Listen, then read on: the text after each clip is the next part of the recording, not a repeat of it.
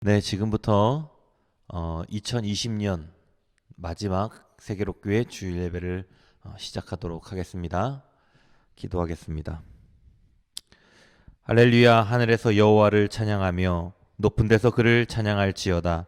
그의 모든 천사여 찬양하며 모든 군대여 그를 찬양할지어다.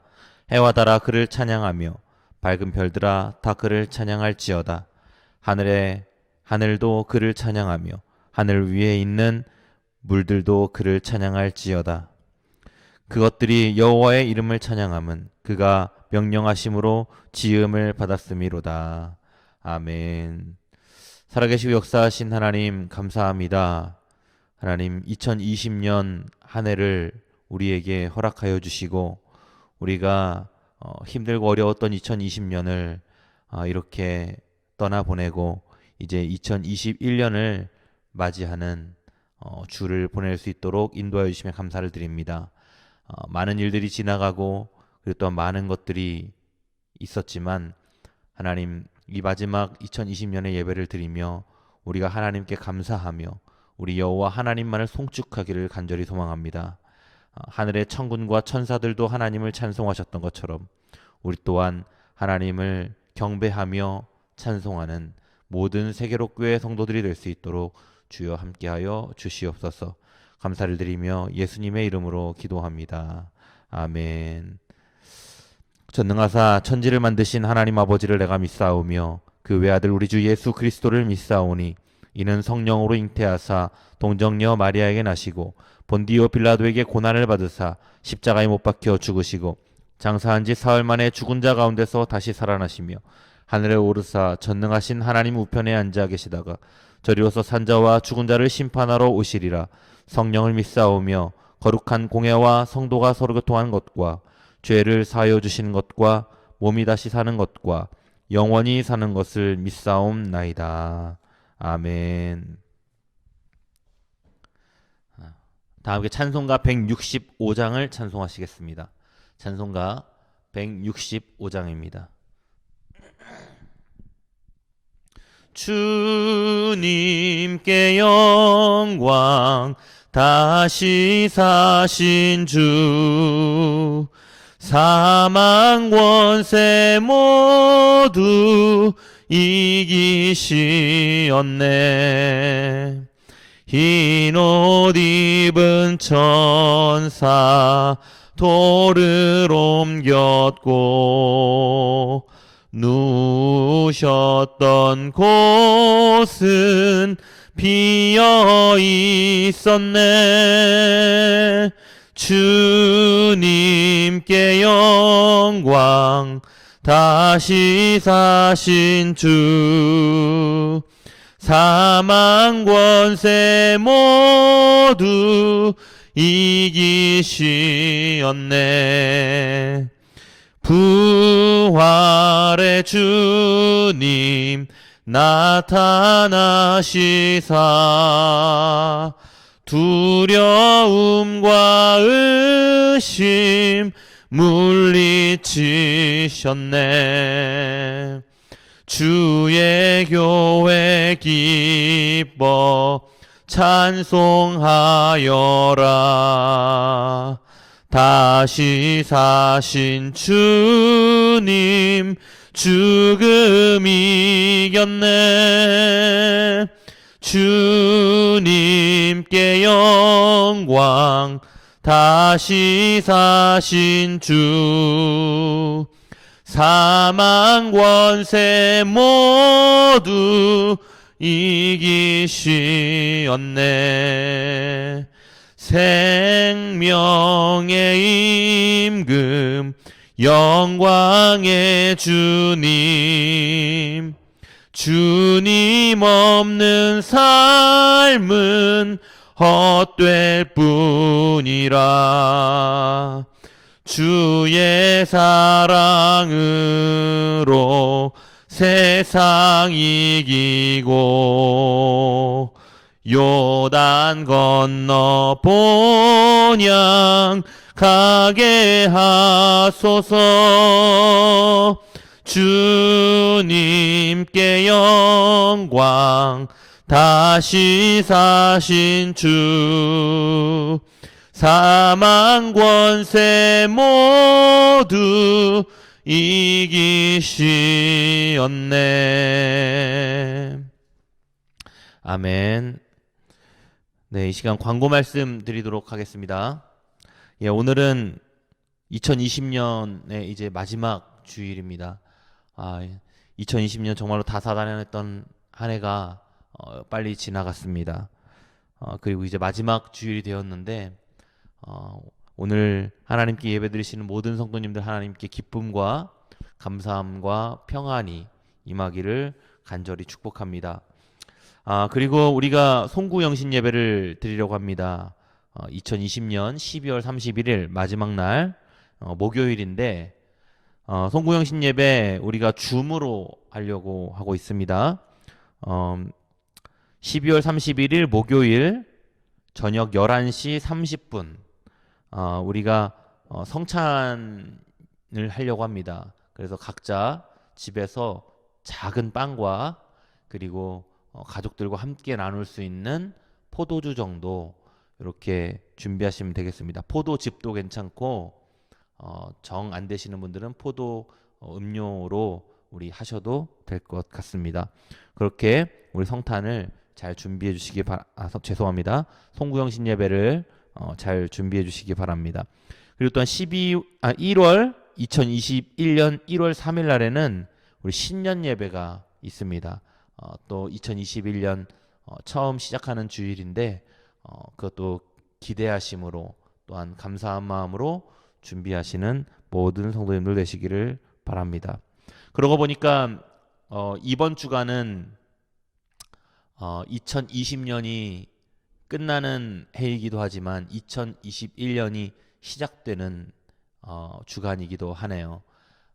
여러분들 2020년 잘 마무리하시고 2021년 새로운 계획 잘 세우셔서 한 해를 보람차고 알차게 보내시는 모든 성도님들 되시기를 간절히 축복합니다. 제가 이제 기도문 낭독하고 우리 봉헌 기도하고 그리고 또 우리 주기도문으로 우리 기도를 마치도록 하겠습니다. 제가 봉헌 기도하겠습니다.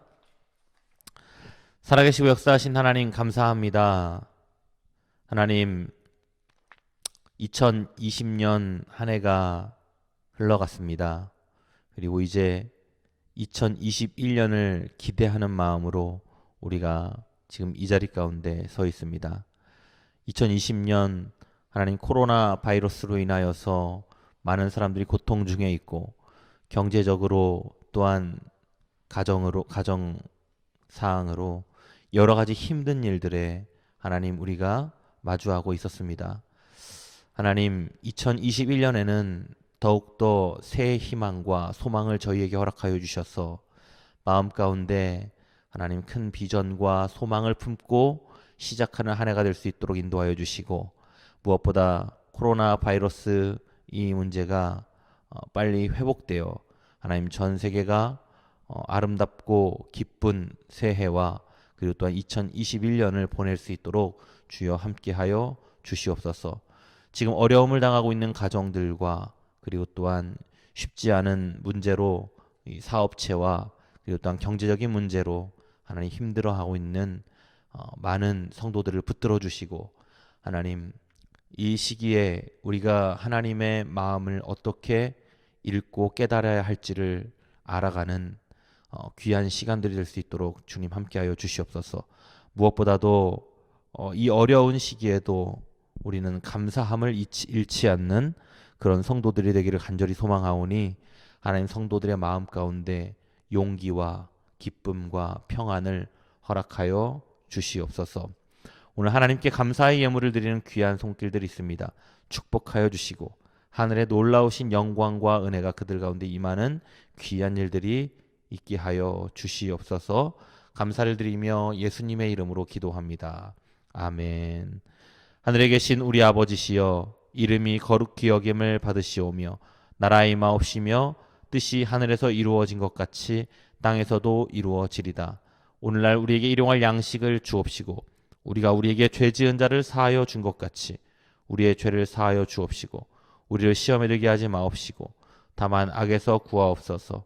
대개 나라와 권세와 영광이 아버지께 영원히 있사옵나이다. 아멘. 예, 오늘 하나님 말씀 보도록 하겠습니다. 오늘 우리에게 주신 하나님 말씀은 마태복음 21장 18절에서 22절까지의 말씀입니다. 마태복음 21장 18절에서 22절까지의 말씀입니다.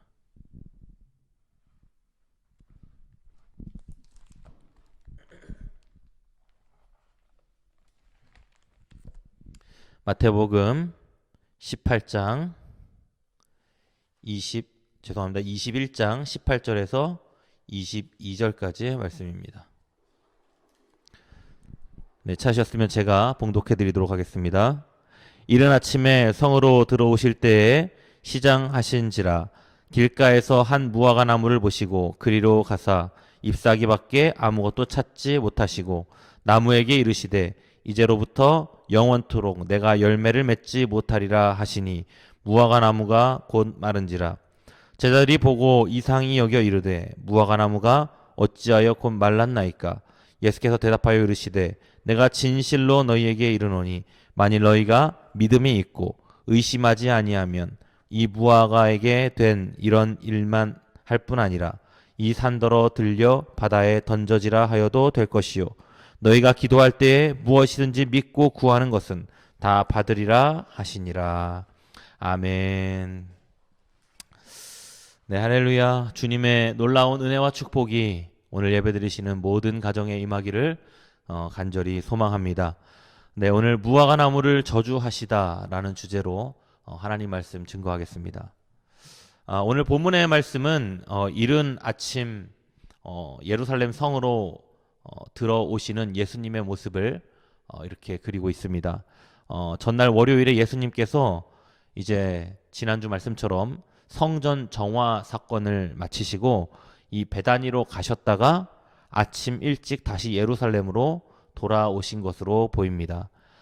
우리는 주님께서 다른 사람보다 사역을 하실 때 더 일찍 일어나셔서 우리가 아침에 움직이셨다는 것을 우리는 볼 수 있습니다. 오늘 본문의 말씀도 예수님께서 아침 일찍 일어나셔서 성으로 다시 돌아오셨다라고 되어 있습니다. 해야 할 일이 많은 사람들은 시간을 아껴야 하므로 아침에 늦게까지 잠자리에 누워 있을 수가 없는 것이죠. 얼마 전에 그 유퀴즈 온더블럭에 여성 변호사님이 나오셨습니다. 이 변호사님은 아침에 일어나는 시간이 새벽 4시 30분이라고 하시더라고요. 정말로 MC들이 놀라서 그 시간에 일어나서 무엇을 하느냐 이렇게라고 물었어요. 뭐 이분은 일어나서 운동도 하기도 하고 또 책도 읽고 밥도 먹고 그 아침 시간을 굉장히 알차게 보내더라고요. 오히려 그 시간에 이런 일들을 하면 누구에게 방해받지도 않고 나 혼자만의 시간을 보낼 수 있으니까 더 그 알찬 시간을 보낼 수가 있는 것이죠. 보통 사람들이라면 이런 이야기를 들으면 그냥 놀라울 뿐입니다. 어떻게 4시 30분에 일어나지? 출근도 해야 할 텐데 조금이라도 더 자고 싶을 텐데 이 변호사님이 어쩌다가 이런 생활을 시작하게 됐는지 물어보니까 이분이 미국에서 변호사를 시작하실 무렵에 아침 6시 30분에 변호사 모임이 있다고 해서 거기에 나갔다고 합니다. 그때 자기가 알던 그리고 존경하던 유명한 변호사님들이 다 나오셔서 함께 아침 식사를 하며 모임을 가졌던 기억을 떠올리더라고요. 그때 이후로 아침 시간을 알차게 사용하는 아침형 인간이 되었다고 했습니다. 이 변호사님은 늦게 일어나도 5시, 주말에도 6시면 자리에서 일어난다고 했어요. 아침 6시에 일어나는 날은 이 하루가 정말 짧다고 그런 이야기를 하더라고요. 사람들의 시간이라는 것은 24시간이 동일하게 주어집니다. 그렇기 때문에 활동을 시작하는 시간이 늦어지면 늦어질수록 하루가 짧아지는 것이죠. 이 세상을 위해서 할 일이 많으셨던 예수님은 이렇게 부지런한 생활을 하셨습니다. 예수님은 이날도 아침 일찍 일어나셔서 예루살렘으로 들어가신 거예요. 그리고 오늘 본문 말씀에 하신 말씀처럼 이 무화과 나무를 보고 저주하신 사건이 나오게 됩니다. 이 사건을 마가복음에 기록되어 있는 동일한 사건으로 보자면은 마가복음에서는 이 사건이 월요일에 이루어졌다. 그러니까 전날 이루어졌다고 나와 있는데 마가가 마태복음에서는 이게 둘째 날 베다니에서 성으로 들어오실 때 기록하신 이유는 마태복음에서는 시간 관계보다 조금 더 사건과 이 정황을 이어가는 편이 있어서 사실은 성으로 들어오실 때 이 사건을 저주한 사건이 아니라 사실은 월요일 날 있었던 사건으로 보시면 될 것 같습니다. 아무튼 마태는 이 시간에 이 글을 기록했습니다. 이른 아침에 예루살렘 성으로 들어오신 예수님께서 시장길을 느끼셨고 마침 길가에 잎이 무성한 무화과 나무 가지를 발견하시고 혹시 열매를 얻을 수 있을까 하여 그리로 가신 것 같습니다.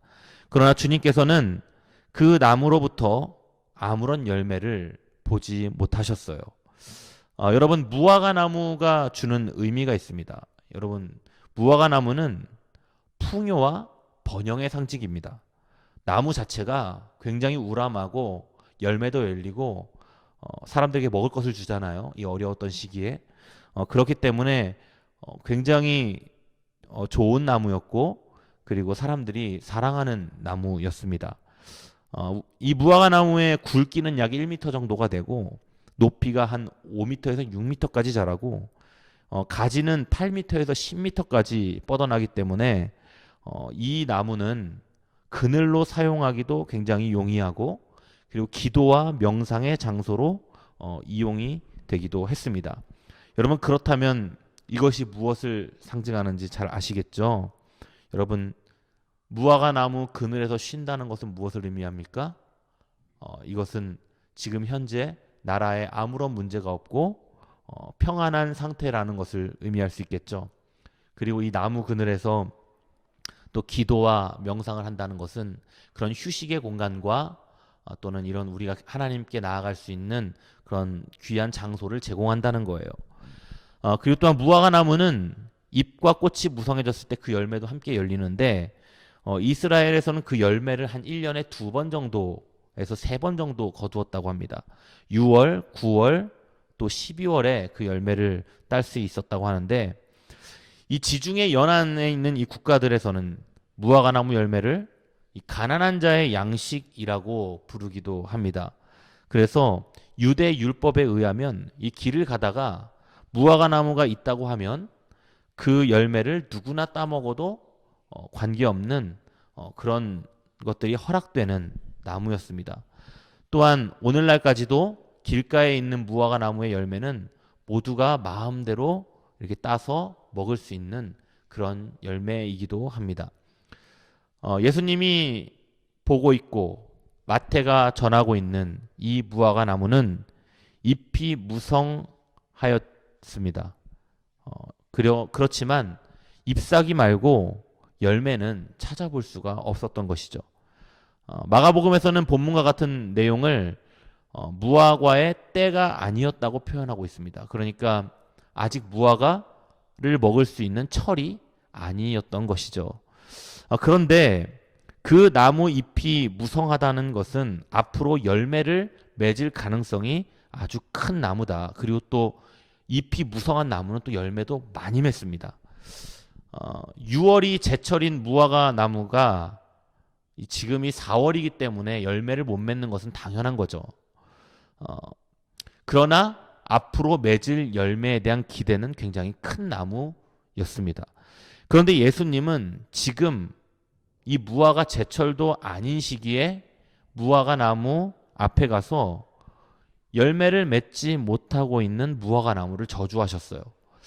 여러분, 우리가 상식적으로 생각하면 지금 이 대목이 조금 이해가 되지 않습니다.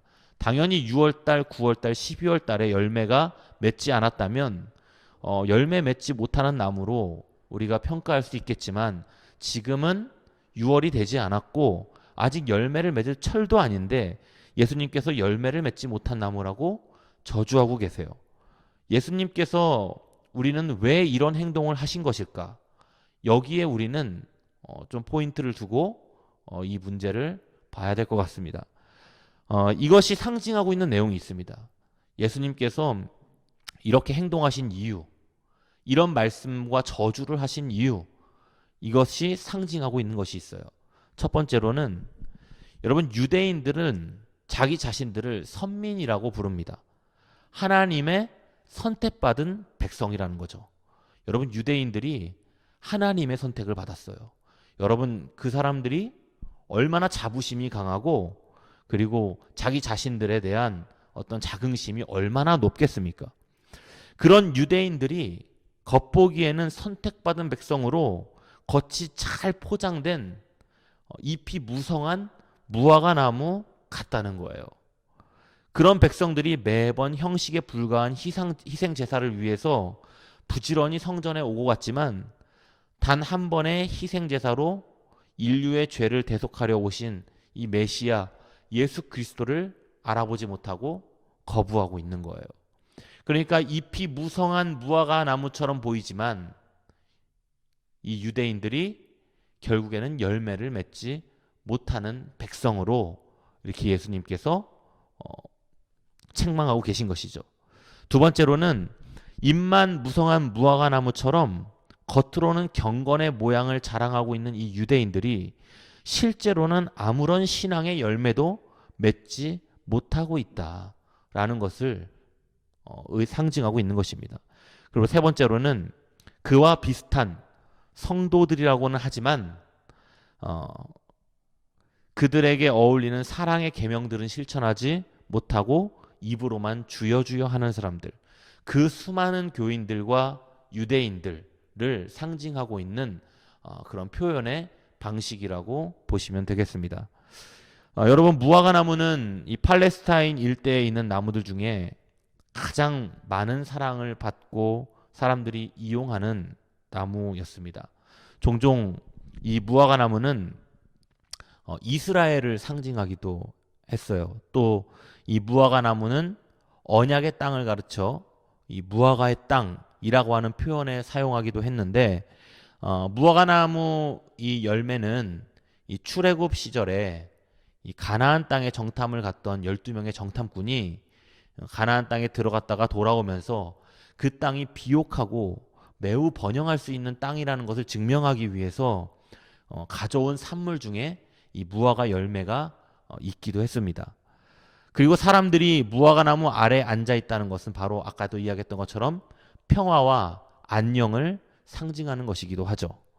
이런 너무나도 좋은 상징성을 가지고 있는 이 무화과 나무를 예수님이 저주하셨다는 것은, 그리고 그것을 말라 죽게 하신 것은 바로 여호와의 진노의 날이 앞으로 다가올 것이라는 것을 암시하고 있는 거예요. 따라서 예수님의 무화과 나무 저주는 여호와의 진노의 날이 임박해 있음을 선포하고 있는 것입니다. 여러분, 성도는 경건의 모양과 능력을 함께 갖추어야 합니다. 잎만 무성하고 열매가 없다면 그것이 무슨 소용이 있겠습니까? 마찬가지로 성도에게 경건의 모양은 있으면서 경건의 능력이 없다면 그것은 그에게서 신앙의 열매를 하나님이 기대를 저버리셨다는 것을 의미할 수 있는 것이죠. 이런 무화과 나무 저주 사건은 잎만 무성하고 열매 없는 경건의 모양만 있고 경건의 능력이 없는 자들을 경고하신 것입니다. 특히 당시 형식주의와 외식주의에 빠져 있는 그런 유대인들, 종교 지도자들, 경건의 능력을 상실해버린 이스라엘 백성들, 이들을 향한 직접적인 예수님의 경고였던 것이죠. 당시 예루살렘에는 유월절을 지키기 위해 굉장히 많은 사람들이 모여들었습니다. 이 주석에 보면 이 유월절을 지키기 위해 200만 명이 넘는 사람들이 운집할 정도로 정말로 많은 사람들이 모여드는 것이죠. 여러분, 외면적으로 본다면 이들이 정말로 신앙적인 마음을 가지고, 그리고 이 200만 명이 넘은 사람들이 모였으니 얼마나 많은 사람들이 모인 것입니까? 정말로 신앙적인 엄청난 부흥이 일어난 것처럼 보일지는 모르겠지만 지난주 성정 정화 사건에서도 보았듯이 그들은 이 성전과 절기를 이용하여서 돈이 되는 일들을 했고, 그리고 종교 지도자들은 자기 자신들의 이득을 취하고 있었어요. 그들이 하나님께 드린다는 제사는 이미 타락해 있었고, 종교 지도자들 또한 편협한 신앙생활과 가르침을 백성들에게 주고 있었던 것입니다.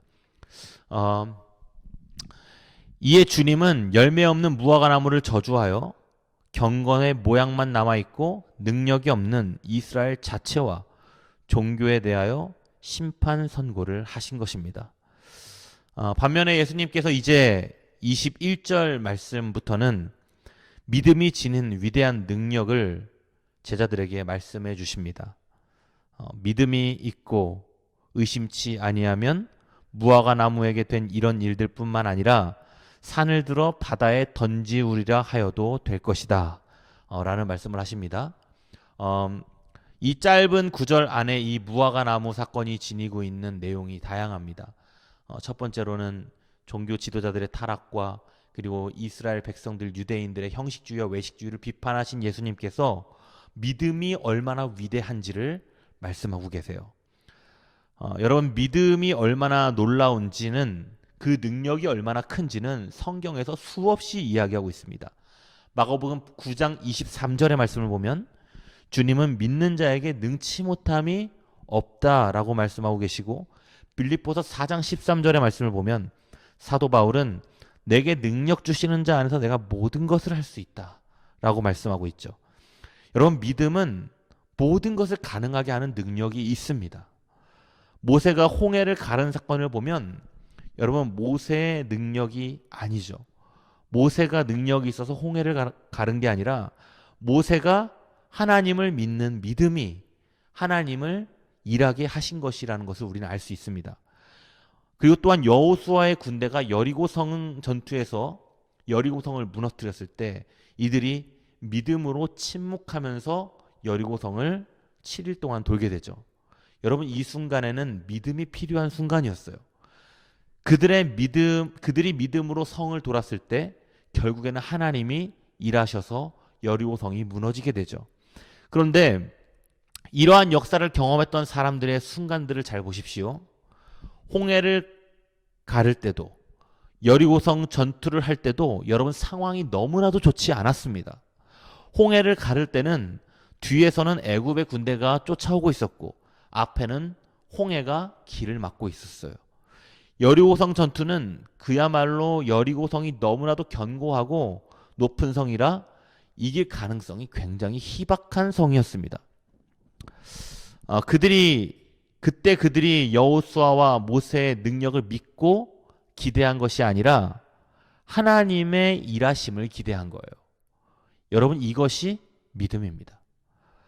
믿음은 바라는 것들의 실상이요 보지 못하는 것들의 증거라고 했어요. 우리 앞에 여러분 무슨 문제가 생긴다면 설령 사람의 생각과 능력으로는 불가능하게 여겨지는 것들이라 할지라도 여러분, 우리는 하나님의 일하심을 기대해야 되는 거예요. 그것이 바로 믿음입니다.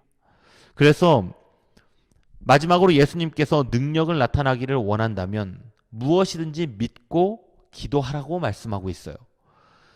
기도 응답을 받는 필수 조건. 여러분, 그것이 무엇입니까? 너희가 기도할 때 무엇이든지 믿고 구하라는 거예요. 여러분, 사람들은 기도할 때 잘하려고 합니다. 기도를 잘하고 싶어 해요. 여러분, 기도를 잘하려면 어떻게 해야 하나? 여러분, 그런데 여기서 예수님께서 요구하시는 것은 기도를 잘하는 것을 요구하고 있지 않습니다. 아름다운 문구들을 생각해내고 이 사람들의 심령을 울릴 만한 언변을 동원해서 기도하라는 것이 아니죠. 겉만 화려한 무성한 무화과 나무 같은 아무런 능력도 나타나지 않는 기도 말고 하나님의 응답을 직접적으로 받을 수 있는 기도를 말하고 있는 거예요. 기도에 있어서 여러분, 믿음이 차지하고 있는 비중은 정말 큽니다. 무엇이든지 기도하고 구하는 것은 받은 줄로 믿으라. 그리하면 너희에게 그대로 되리라 여러분, 이 말씀처럼 아무리 열심히 구하고 많이 구하는 것이 중요한 것이 아닙니다. 믿음이 없는 기도는 여러분 응답받을 수 없는 거예요. 하나님은 믿음의 사람들을 기뻐하시기 때문에 믿음으로 구할 때 응답하시고 역사하시는 것입니다. 여러분, 그런데 기도하다가 포기하는 사람들이 있습니다. 중간에 기도하는데 응답도 없고, 그리고 또 하나님 말씀도 안 하시고 아무런 역사도 나타나지 않네. 하나님 안 계신가 보다. 이번에도 들어주시 않으시려나 보다. 라고 기도를 포기하는 사람들이 있습니다. 여러분, 기도하다가 포기하거나 또는 기도하지 않는 사람들, 여러분, 이분들이 왜 그러겠습니까? 확신이 없고 믿음이 없기 때문에 그런 것입니다. 하나님이 일하실 것이라는 기대감이 전혀 없는 거예요. 주님의 약속을 믿을 수 없으니까 중간에 포기하거나 아예 기도하지 않습니다. 여러분, 엘리야가 갈멜산 꼭대기에서 바알과 아세라 선지자들을 제거하신 후에 하나님께 비를 내려달라고 기도하던 모습이 있습니다. 여러분, 생각해 보십시오. 엘리야는 한두 번 구한 후에 포기하지 않았어요. 그는 하나님께서 비를 주실 때까지 구하며 매달렸어요. 믿음의 사람들은 오늘도 이와 같은 태도가 있어야 합니다. 그 사람의 믿음의 차이는 기도에서 드러나는 거예요. 인간적인 생각으로 가득한 사람과 하나님이 일하실 것을 기대하고 믿음으로 기도하는 사람이 같을 수가 없습니다. 잎이 무성한 무화과나무와 같은 종교 지도자들과 유대인들과 같은 형식적인 신앙인들이 되지 않기를 바랍니다. 믿음으로 고하고 믿음으로 행하는 능력 있는 열매 맺는 신앙인들이 되시기를 바랍니다. 2020년 여러분들에게 어떠한 열매들이 있었는지 모르겠습니다. 하나님께서 주시는 어떠한 귀한 열매를 맺으셨습니까? 2020년을 마무리하면서 나에게 주신 열매가 무엇인지, 내가 기도해서 하나님께서 나에게 일하신 것이 무엇인지를 잘 정리하는 마무리가 되시기를 바랍니다. 그리고 또한 2021년도에는 하나님께서 나를 통하여 일하실 것들을 위해 기도하시고 믿음의 확신을 가지고 하나님께서 역사하시고 일하실 것을 기도하시는 모든 성도님들 되시기를 바랍니다. 하나님의 위대한 역사는 믿음의 사람들에게만 나타나는 것입니다. 믿음으로 행한 모세, 여호수아, 다윗, 다니엘, 베드로, 바울과 같은 이런 사람들을 통해서 역사하신 하나님께서 오늘 믿음으로 기도하고 믿음으로 하루하루를 살아가시는 성도들에게 반드시 나타나셔서 놀라운 일들을 행하실 줄로 믿습니다. 놀라운 하나님의 역사와 은혜가 오늘 예배드리는 모든 가정과 성도님들 머리 위에 임하기를 간절히 축복합니다. 기도하겠습니다. 살아계셔서 역사하신 하나님 감사합니다. 무성한 나무 잎을 맺은 무화과나무와 같이 형식적인 신앙생활을 하는 하나님, 그런 사람이 되지 않게 하여 주시옵소서. 오늘도 믿음으로 기도하며 하나님이 일하실 것을 기대하는 믿음의 사람들이 되게 하여 주시옵소서.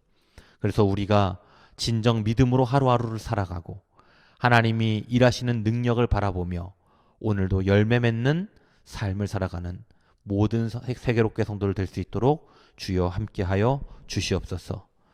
지금은 우리를 사랑하셔서 십자가에 못 박혀 죽으시고 부활하신 예수 그리스도의 은혜와 하나님 아버지의 끝이 없으시고 한이 없으신 사랑하심과 보혜사 성령님의 감화 감동하시는 놀라운 역사하심이 오늘 각 가정에서 예배드리는 성도들 한 사람 한 사람 머리 위에, 이들의 가정 위에, 이들의 직장 위에, 이들의 모든 기업 위에 이제로부터 영원토록 함께 하시기를 간절히 축원하옵나이다. 아멘.